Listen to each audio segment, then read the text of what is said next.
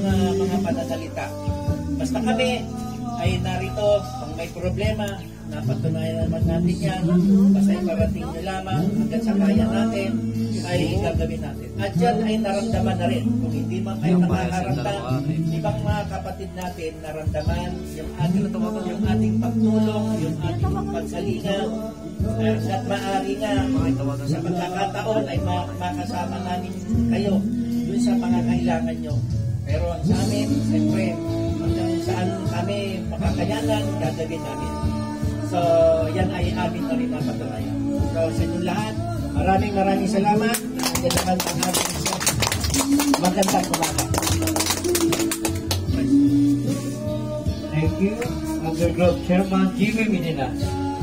Pagsalita natin ang ating Executive President, Rafi Felipe Rafael. Okay lang. Thank you.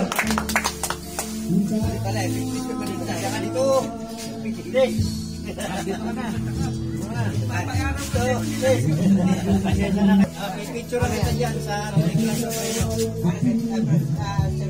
inyong lahat. Isang magandang umaga. Isang malaking pasasalamat. Kami ay napasama sa inyong yearly outing. Isang malaking pasasalamat at pagbati sa ating Grand Supremo Benhar Abalos, ang ating pinakapuno sa lahat. Ating pinakapuno na hindi nakakalimot, lalong-lalo na sa mga panahon na nangangailangan natin. Isang salita niyo lamang ipinarating sa amin, nakarating sa kanya at sa kanyang mga kaayuan. Kahit pa paano, kung hindi man na ibibigay ng lahat, ay pagkakalupin. Maraming salamat kay Molger Lito, kay Pres Moyen, at sa kanyang Magic 7 at members na kami ay nakasalamuha na naman ninyo sa inyong gathering. Una sa lahat, ay nais kong ipaliwanag na ang ating Grand Supremo, number 1, sana ayudahan natin kahit na ito ay hindi naka-off the record. Sana isang boto lang po tayo para kay Grand Supremo Benhar Abalos. Huwag na po nating haluan para hindi na makalaban yung idadagdag. Solid na lang po tayo. Pakiusap. Sana, at kung ito'y matutupad, alam niyo naman na siya ay taga Mandaluyong, tayong lahat ay taga Mandaluyong halos, ang ayuda ay sa Mandaluyong. Okay po. Huwag na po natin ibuti yung iba na hindi natin nalalapitan. Ang sa atin, pag hiniling nyo, may patay, kulang sa kabaw, kulang sa bayad sa serbisyo, na ilalapit po natin yan. Saksi si Bro Aga. Si Vice Aga ng Maligaya at Sakti. Kung mamatay ang asawa niya, libre lahat. Kinulang ng 11,000 ang billing. Tinawagan ko si Mayora. Dumating si Mayora. Wala pang alas 12. Kailangan nagbigay pa ng 5,000. Siniro yung 11,000 na natitira. Nagbigay pa ng 5,000. Pagkaso sa kakay. Kaya nadagdag na po yung Maligaya chapter. Dati walang Maligaya chapter. Nagtayo si Founder Rapper ng Maligaya chapter. Siya ang Vice President. Kaya hindi lamang po yun, marami na. Marami na tayong natulungan. Sa gamot, sa ospital, sa wala ditong panahon na ito, uwi si Founder Lito, sa Bicol, sa UAS, uwi si Pres Moyen sa Camarines. Pinabigyan kami yan. Kaya request nila ng tarpaulins. Sinabigyan ko, pumunta kayo sa Siongmore, hanapin nyo si Bro Uno, binigyan bibigyan sila. At punta kayo sa Mayor's Office sa araw ng Biyernes. Nabigyan kami. Maraming salamat. Kayo ng mga sarili pag-ibig at kapatid. Okay, yun po, kahit hindi man na ipagkakaloob ng buo dahil wala dyan si Grand Supremo, yung mga ayudante niya ang kumikilos para sa kanya. Isang salita lang po natin kay Tatay Vic, Executive Secretary ng City Hall. Sa pagkakaloob po ang ating mga kahiling. At yun din naman po ang kabilin-bilinan ng ating Grand Supremo Benhar na kami ay mag-meeting sa kanyang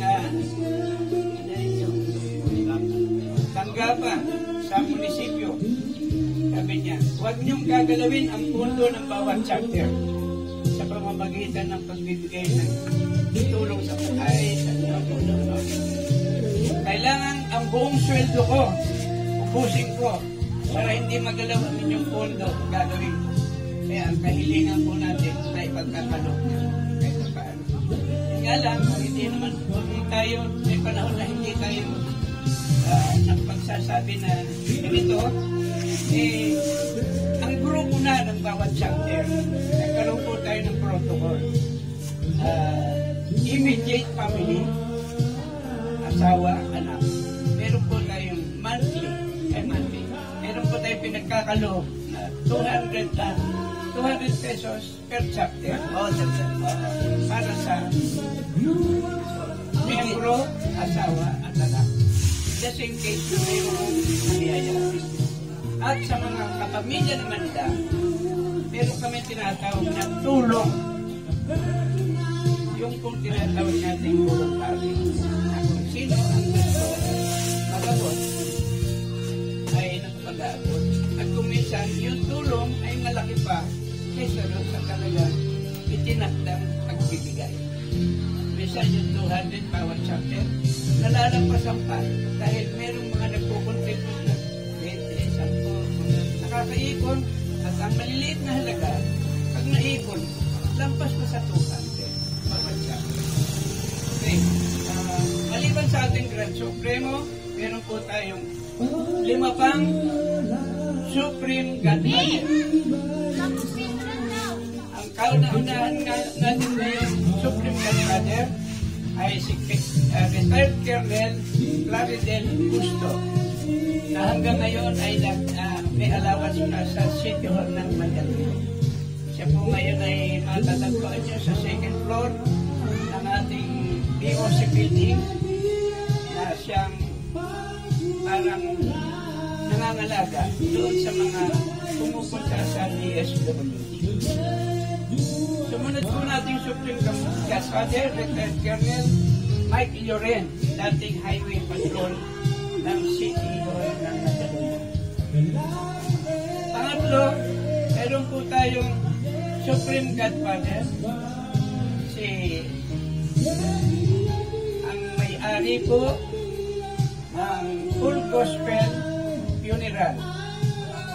Sa pamamagitan niya, ang hinihiling nating kabaong, ang hinihiling nating ayuda para sa serbisyo ay pagkakaloob sa pamamagitan ng ating Grand Supremo at ng Mayor. At ang ating, ilan na yun ang sabi ko? Pangapat natin. Meron pa tayo isa at sa pamamagitan ng ating pagkuha sa kanya bilang isang Supreme Godfather, si Kapitan Nilo Torres ng Hagdang Batuli. Yun ang magiging venue natin sa April 27. Tama yun. Kaya mula nung tayo ay maging nagkaroon ng attachment sa Kapitan ng Hagdang Batulibis. Pagka meron tayong gatherings, Christmas party, anniversary, tapos pagka mayroong ang mga chapters ay may mga pagtitipon, nagaganap po doon sa area na yun. Kaya hindi na tayo nanghahanap ngayon ng ibang lugar na pinagtitipunan ng ating gatherings. Palaging Torres Gym. Okay.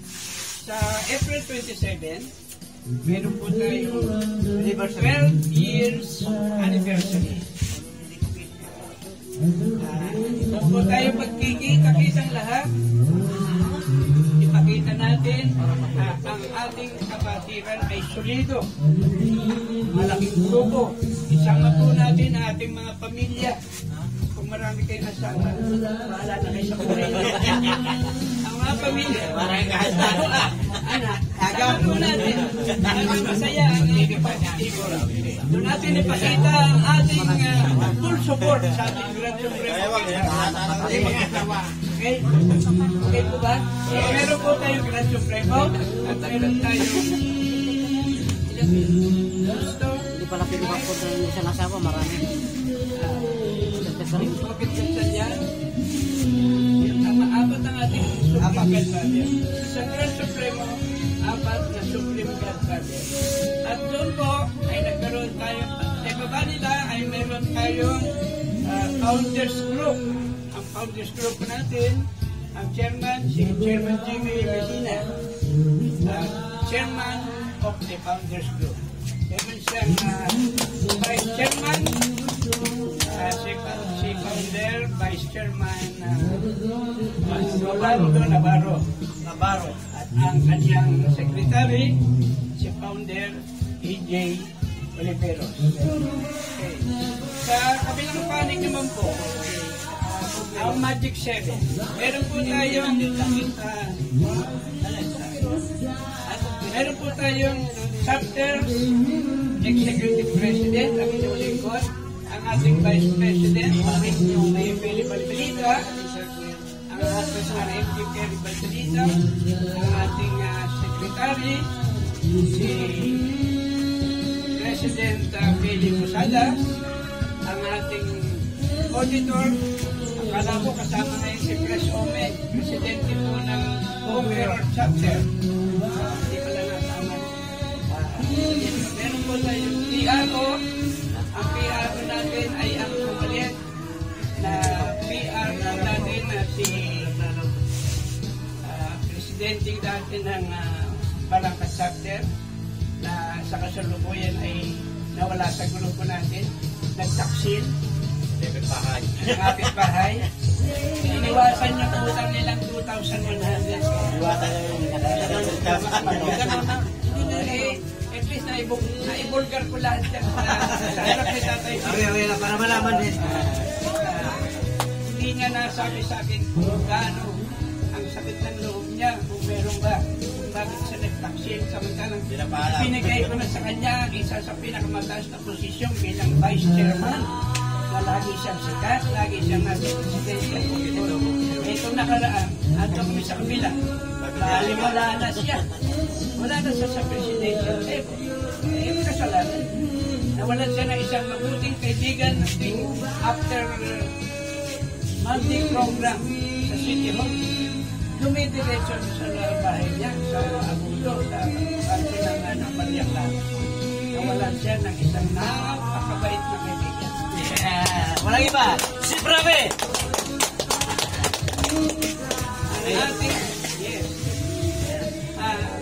Ang ating auditor si Obin, PRO, business manager. Ang business manager natin ay naging matatag, napakahusay naging presidente dati ng Barangka Chapter. Nang umalis ang Barangka, nagpaiwan sa atin at nagtayo ng bagong chapter. Tinawag natin siya ngayong Golden Lion Chapter. At ang dati nating kasamahan na nauna pa sa akin, na naging kasamahan nila Founder Lito, panahon ng PGBI, si Amaya, si RMG Lingan, ang ginawa nating founder ng Golden Lion Chapter. At naging matagumpay naman, ngayon ay nakabuo na sila ng Magic 7 at meron na rin silang mga medyo. At sila ay naging active naman sila. Ano yung medyo? Ayan. Hindi, sige, tapos yung Okay. So, nasabi na natin, yun yung Magic 7 ng executive. Ngayon, ituloy po natin, sa ngayon ay meron tayong 12 chapters. Mula sa simula ng alphabetical Airwolf chapter, founder Jimmy Medina. presidente niya po si President Gerson Bulalakaw. Sasabi ko lang, kahit wala kayong panulat, hindi naman maitatala sa utak niyo lahat yan pagkatapos ko magsalita. Pero meron tayong pangalawang chapter, Barangka chapter. Napakahusay na chapter, nagkaroon ng maraming project bago namatay ang kanilang founder, si Founder Wayne Rasalan. Okay. At sa pagkakataon dito, napag-usapan na rin namin ni Founder Jimmy na sa pagkawala ni Founder Wayne, ang napipinto na gusto ko, ang gusto niya na maging founder ay ang dating presidente ng Airworld Chapter na kumalas sa pagiging pangulo dahil nagkaroon ng konting sakit sa katawan, siya ay ibabalik namin bilang founder ng Barracuda Chapter. Yung dating presidente na naging business manager ng Barracuda, ang inaanak namin, dalawa ni chairman sa kasal, si magiging founder, Rodolfo de la Cruz. Castro de la Cruz. Tama, de la Cruz. Si de la Cruz. Tawagin natin dahil si